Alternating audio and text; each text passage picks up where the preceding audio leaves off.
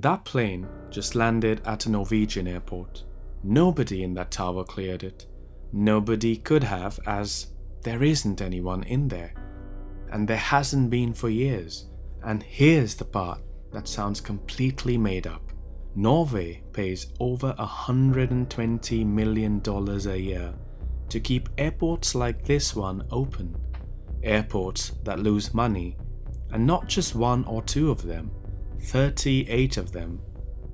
This is a country of 5.5 million people, smaller than New York City, running about 45 airports.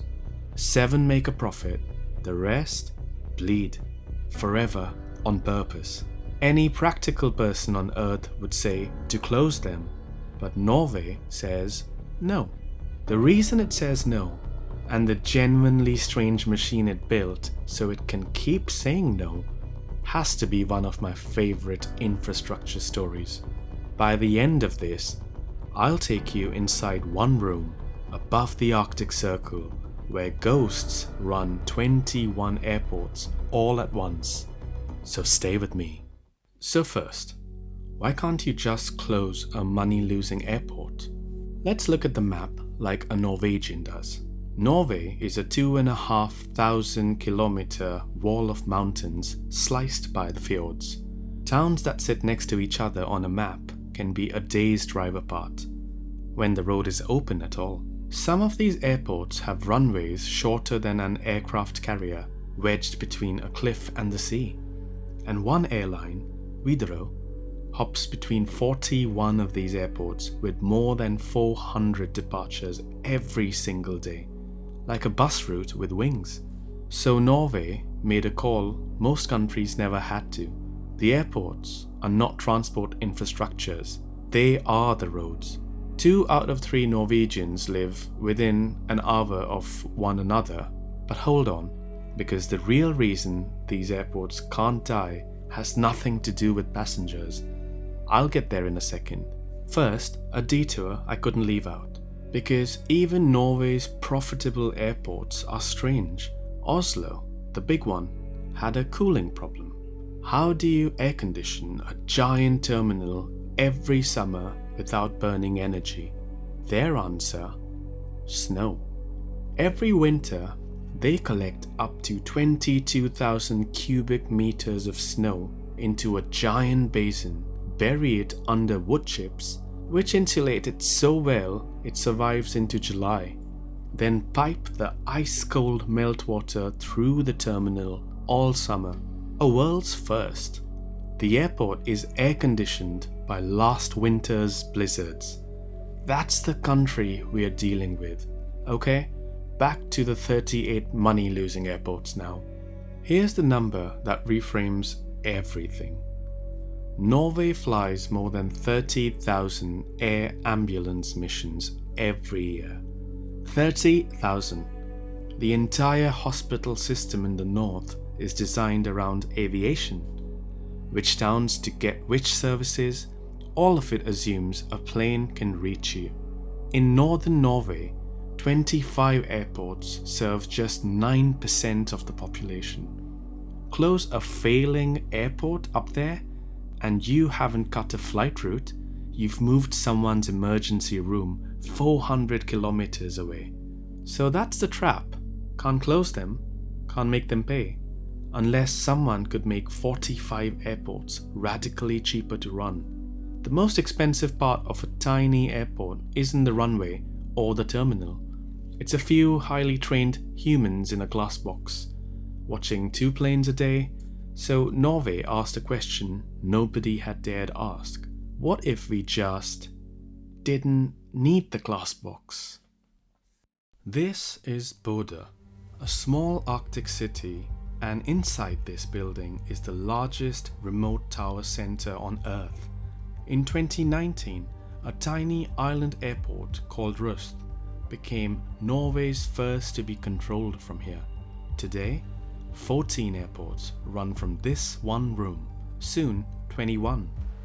The controllers on those screens are clearing planes onto runways they will never physically see. And this isn't a webcam on a pole. Each airport gets a mast of cameras and sensors built by Kongsberg, a Norwegian defense company. Military surveillance tech pointed at civilian runways. It sees in the dark better than human eyes in a real tower. And it flags moving objects automatically. The regulator's rule for approving it was brutal in its simplicity. The remote service must be as safe as a human tower, or safer. Now, the detail I genuinely love.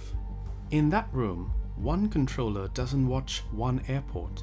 The workstations are built so a single person can run up to 3 airports all at once. 3 runways, 3 weather systems, 1 pair of eyes. And this is not a plan. It's happening right now. In Feb 2026, Norway's Aviation Authority approved a live trial running as we speak of single controllers working paired airports simultaneously.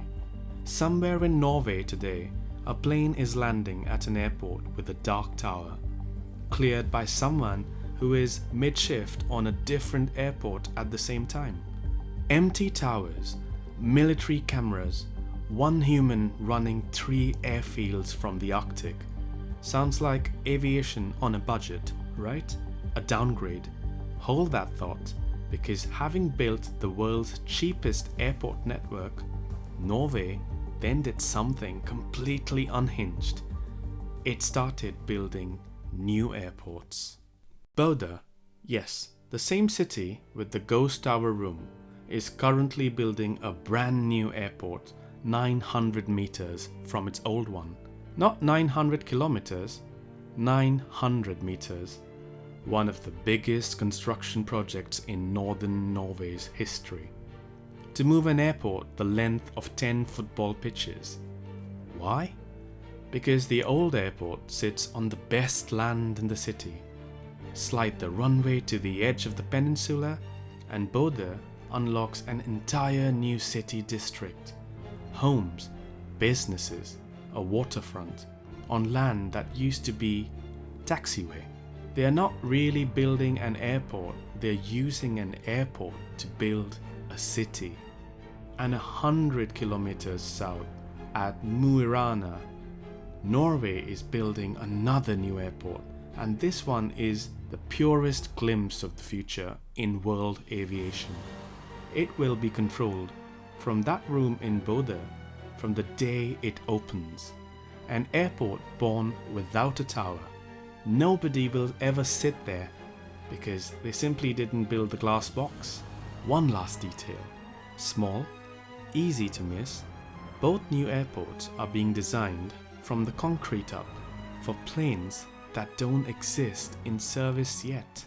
Remember that. Here's the twist I didn't see coming. I started this thinking Norway was coping.